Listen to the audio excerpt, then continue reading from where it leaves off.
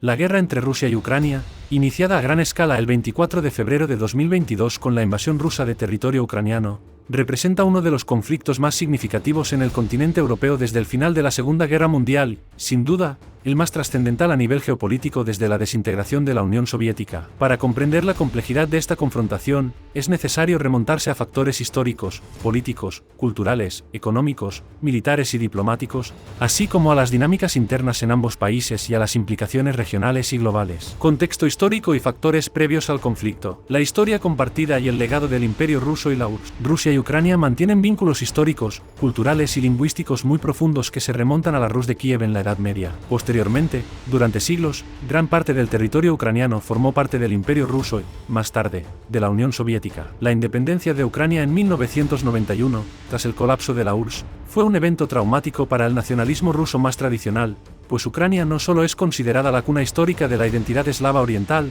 sino que también su territorio constituía una región estratégica en términos geopolíticos, industriales y agrícolas. La independencia de Ucrania, en 1991, y su camino hacia Occidente. Tras la independencia, Ucrania vivió décadas marcadas por la inestabilidad económica, la corrupción gubernamental y la alternancia entre gobiernos más prorrusos y otros más prooccidentales. La llamada Revolución Naranja, 2004, y las protestas del Euromaidán, de 2013 a 2014, marcaron un punto de inflexión. El Euromaidán, en particular, supuso el derrocamiento del entonces presidente Viktor Yanukovych, percibido como muy cercano a Moscú, y aceleró el giro de Kiev hacia Occidente. Rusia consideró estos acontecimientos como una amenaza a sus intereses y a su esfera de influencia. La anexión de Crimea, en 2014, y el inicio del conflicto en el Donbass. En marzo de 2014, tras el cambio de gobierno en Kiev, Rusia anexó la península de Crimea, un territorio ucraniano estratégicamente importante por su posición en el Mar Negro y la base naval de Sebastopol. Aunque el gobierno ruso argumentó la defensa de la mayoría rusa local y el supuesto peligro de un gobierno nacionalista en Kiev,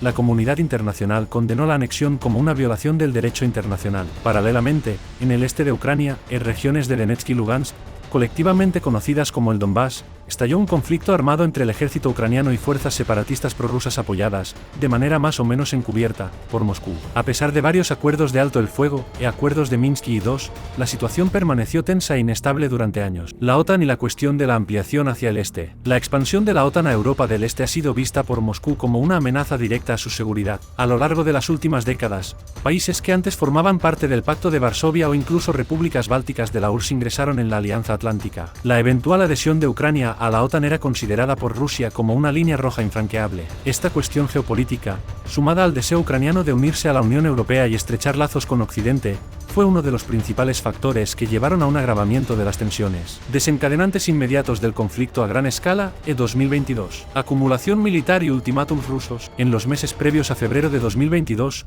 Rusia comenzó a acumular tropas y material militar en sus fronteras con Ucrania, incluido el territorio de Bielorrusia y la península de Crimea. A finales de 2021, Moscú presentó a Estados Unidos y la OTAN una serie de exigencias de seguridad, entre las cuales figuraba la garantía de que Ucrania nunca se uniría a la alianza. Al no recibir las garantías exigidas, el Kremlin interpretó la situación como un fracaso diplomático y utilizó esta circunstancia para justificar la agresión. Discurso oficial ruso sobre la desnazificación y desmilitarización de Ucrania. El presidente ruso, Vladimir Putin, justificó la invasión argumentando que el gobierno ucraniano estaba controlado por nazis y que era necesario liberar al país de estos elementos, además de evitar que Ucrania fuera un peón de Occidente. Estas acusaciones fueron ampliamente rechazadas por la comunidad internacional y por el propio gobierno ucraniano, liderado por Volodymyr Zelensky, quien proviene de una familia de origen judío y fue elegido democráticamente. Reconocimiento ruso de las repúblicas populares en el Donbass. Poco antes de la invasión, Putin reconoció la independencia de las autoproclamadas repúblicas populares de Donetsk y Lugansk,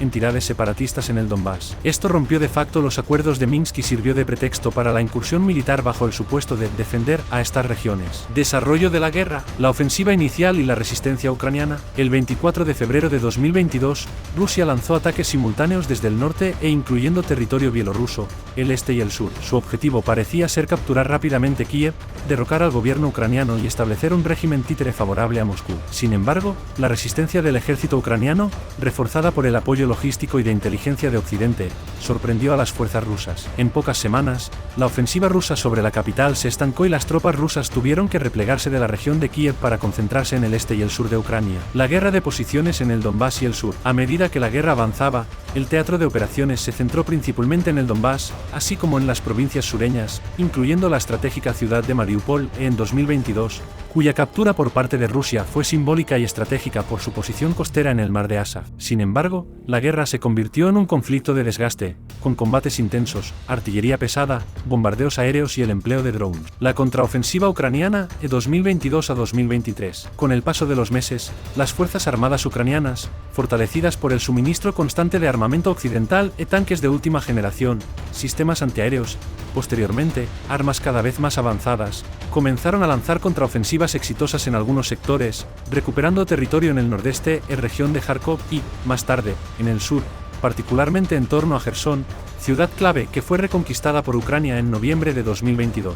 Estas contraofensivas no solo sorprendieron a la opinión pública internacional, sino que llevaron a Rusia a anunciar una movilización parcial de sus reservistas en septiembre de 2022, algo sin precedentes desde la Segunda Guerra Mundial. Esta medida fue vista como un reconocimiento de que la campaña militar inicial no había obtenido los resultados esperados. La creciente internacionalización del conflicto. La guerra de Ucrania no se limita a una confrontación regional. Tiene implicaciones globales que afectan a la seguridad energética de Europa, al abastecimiento mundial de cereales. Ucrania y Rusia son grandes exportadores de trigo, maíz y aceite de girasol, a la estabilidad económica, a las relaciones de poder entre Occidente, Rusia, China y otras potencias emergentes, así como al marco legal internacional basado en la Carta de las Naciones Unidas. Sanciones económicas a Rusia. Tras el inicio de la invasión, Estados Unidos, la Unión Europea, el Reino Unido, Canadá, Japón y otros países impusieron sanciones económicas sin precedentes a Rusia. Estas sanciones afectaron a la banca, la exportación de tecnología, las reservas del Banco Central ruso, las élites cercanas al Kremlin y el sector energético. El objetivo era debilitar la capacidad rusa de financiar la guerra y presionar a Moscú para que negociara. Dependencia energética y reajustes en Europa.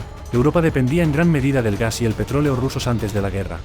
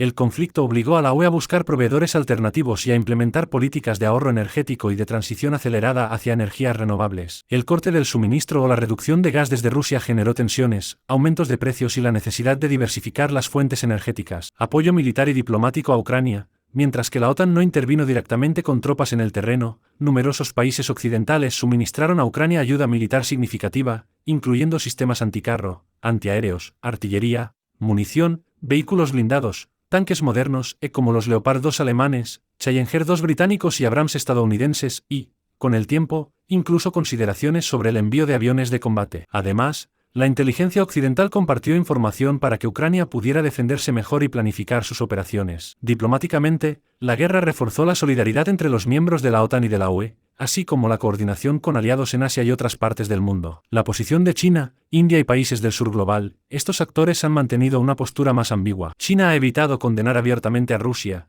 aunque tampoco le ha brindado apoyo militar directo. India y otros países del llamado Sur Global han procurado equilibrar sus intereses, absteniéndose en las votaciones de la ONU y aprovechando descuentos en la compra de energía rusa, sin alinearse plenamente con ninguna de las partes. Dimensiones humanitarias y de derechos humanos, víctimas civiles y desplazados. La guerra ha generado una catástrofe humanitaria. Miles de civiles han muerto y millones se han visto obligados a huir de sus hogares. Europa ha vivido la mayor crisis de refugiados desde la Segunda Guerra Mundial, con millones de ucranianos buscando asilo principalmente en países vecinos como Polonia, Rumanía, Moldavia, Hungría y Eslovaquia, así como en naciones más lejanas del continente. Crímenes de guerra y violaciones de derechos humanos. Organizaciones internacionales y diversos gobiernos han acusado a las fuerzas rusas de cometer crímenes de guerra, incluyendo ejecuciones sumarias, torturas y ataques deliberados contra infraestructuras civiles, como hospitales, escuelas, redes eléctricas y de agua. La destrucción sistemática y los bombardeos indiscriminados son objeto de investigación por parte de la Corte Penal Internacional. También se han documentado posibles abusos cometidos por las fuerzas ucranianas, aunque la mayoría de las denuncias internacionales se han centrado en las acciones de la parte invasora. El uso de la energía, la información y el hambre como armas. Rusia ha sido acusada de utilizar la seguridad alimentaria e impidiendo o dificultando las exportaciones de cereales ucranianos a través del Mar Negro,